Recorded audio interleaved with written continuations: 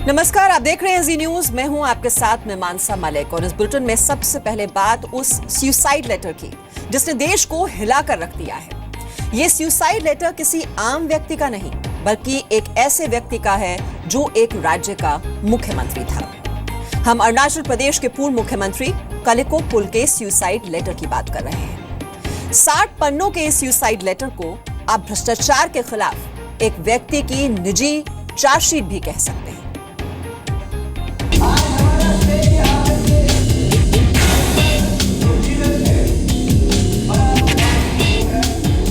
एक suicide letter 60 पन्नों का।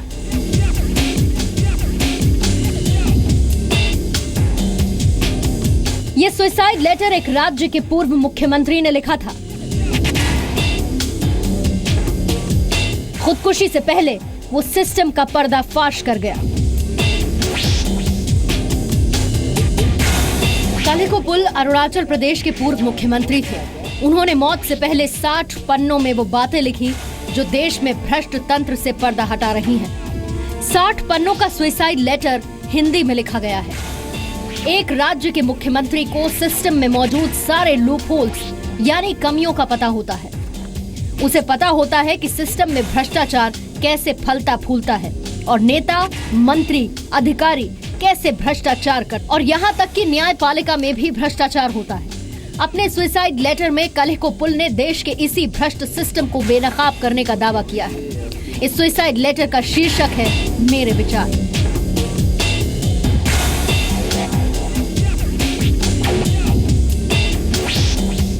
शुरुआत में कलिको पुल ने अपनी जीवन यात्रा के बारे में 2 पन्नों में लिखा है। मैं पहले आपको बता देता हूं, हिंदी में लिखा ये सुसाइड लेटर है, देखिए, और इसका शीर्षक उन्होंने लिखा है मेरे विचार। और हर पन्ने पर कलिको पुल के इसमें हस्ताक्षर हैं। हर पन्ने पर उन्होंने अपने हस्ताक्षर किए हैं।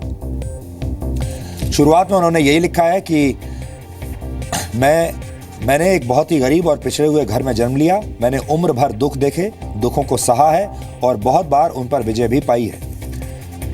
और मैं समझता हूं कि इस दुनिया में मैं अकेले ही आया हूं और अकेले ही जाऊंगा। ऐसा उन्होंने लिखा है शुरू के 2 पन्नों में। 60 पन्नों के सुसाइड लेटर के पेज नंबर 9 पर कलिको पुल ने अरुणाचल प्रदेश की राजनीति पर एक गंभीर टिप्पणी की है। इस मामले की जांच को लेकर कलिको पुल की पत्नी दांग वेम्साई ने सुप्रीम कोर्ट में याचिका भी दी, लेकिन बाद में उन्होंने अपनी अर्जी वापस ले ली। नो सेटिस्फाइड नहीं है, तो हम लोग फर्दर अभी 1-2 दिन में हम बता देंगे क्या करेंगे। तो आप सेटिस्फाइड क्यों नहीं हुए आज? वजह क्या, उसका रीजन क्या था? आप क्यों जो डिसअपॉइंटेड हुए? अभी तक जस्टिस नहीं मिला और ये सब लीगल मैटर्स है, बाद में आप लोग पता। आप इसकी इंक्वायरी क्या कोर्ट से करवाना चाहेंगे या प्रेसिडेंट हाउस से करवाना चाहेंगे? वो हम लोग डिसाइड करेंगे। आप कोर्ट में क्या आपको लगा कि आपके मामले को दबाने की कोशिश की गई? वो बता नहीं सकते, वो नहीं पता पिछले साल कलिको पुल 4 महीने के लिए अरुणाचल प्रदेश के सीएम रहे थे, लेकिन सुप्रीम कोर्ट के आदेश के बाद उन्हें पद छोड़ना पड़ा था।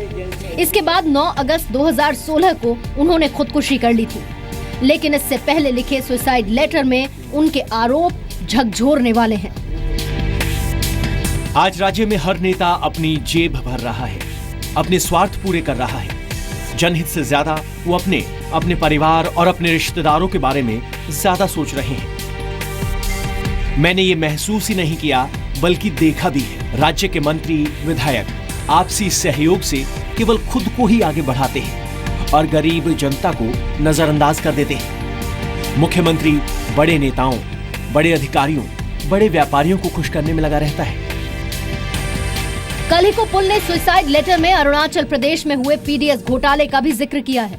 इसमें कई पूर्व मुख्यमंत्रियों और मंत्रियों के नामों का जिक्र है और कई अधिकारियों पर भी भ्रष्टाचार के गंभीर आरोप लगाए गए हैं। आज देश में वकील और जज भी भ्रष्ट हैं। जज का काम संविधान को सही या गलत बताना है, ना कि उसे झूठ बताकर पेश करना और ना ही झूठा फैसला करना। सच कड़वा होता है, लेकिन सच मुझे इस हालात में मिलेगा मुझे नहीं पता था।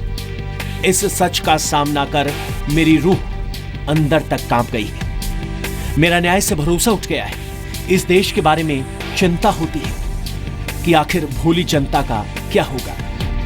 मैंने ये बातें अपनी अंतर आत्मा से कही है। मैंने इन्हें कहीं भी बढ़ा चढ़ाकर मिर्च मसाला मिलाकर पेश नहीं किया है और ना ही तथ्यों के साथ कोई छेड़छाड़ की है।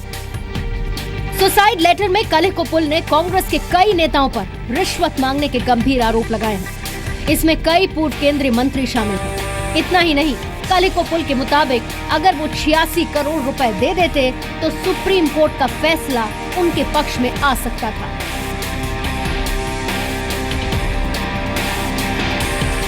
मुझे जुलाई 12 तारीख की रात 9 बजे तक संपर्क किया गया कि अगर मैं एडवांस 9 करोड़ रुपए दे दूं तो फैसले को 1 महीने तक टाला जा सकता है और मेरे पक्ष में फैसला देने पर बाकी 77 करोड़ रुपए देने की बात कही। लेकिन मैंने उनकी एक नहीं सुनी और ना ही फैसले के वापस विचार पर कोई अर्जी दाखिल की, क्योंकि मुझे पता चल गया था कि न्याय और जज बिक चुके। कलिकोपुल ने इस लेटर में लिखा है कि इतने बड़े कांग्रेस परिवार को जनता की सेवा करने वाले लोग नहीं बल्कि भ्रष्ट और बदमाश लोग चाहिए। कलिकोपुल ने सुसाइड लेटर में लिखा है कि देश की न्यायपालिका से उनका भरोसा उठ गया है। सुसाइड लेटर के पेज नंबर 44 पर कलिको ने जनता से अपील की कि वो सही आदमी को ही vote they.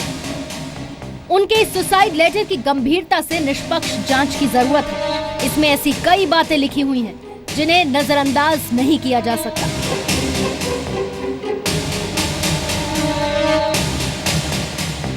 Ji news in आरोपों की पुष्टि नहीं करता है क्योंकि ये अभी तक सिर्फ आरोप है। लेकिन अगर ये आरोप सच है तो ये बहुत ही गंभीर मामला है जिसकी पूरी जांच होनी चाहिए। ब्यूरो रिपोर्ट, जी मीडिया।